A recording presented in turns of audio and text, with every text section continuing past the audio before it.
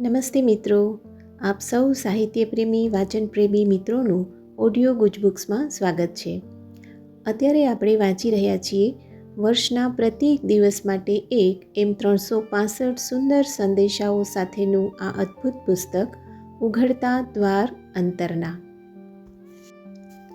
જાન્યુઆરી 27. તમે જે કરો છો, જે રીતે જીવો છો, જે રીતે વિચારો છો, તે દુનિયાની પરિસ્થિતિમાં મદદરૂપ બની શકે અથવા બાધારૂપ પણ બની શકે. એ બાબત તમને સારી પેઠે સમજાય છે?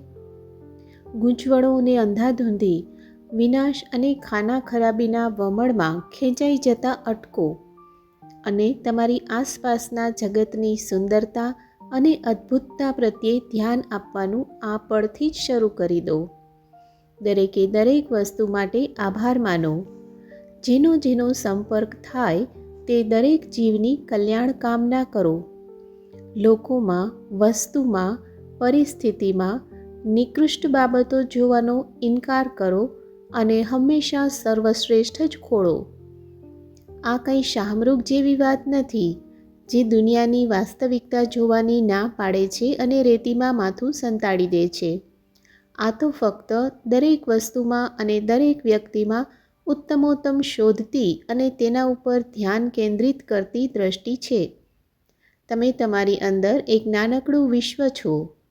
તમારા આ નાનકડા વિશ્વના ઊંડાણમાં શાંતિ, સંવાદિતા, પ્રેમ અને સમજદારી હશે તો તમારી આસપાસના બાહ્ય જગતમાં એનું પ્રતિબિંબ પડશે.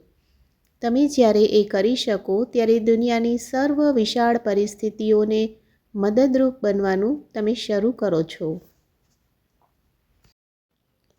આપનો આજનો દિવસ શુભ રહે.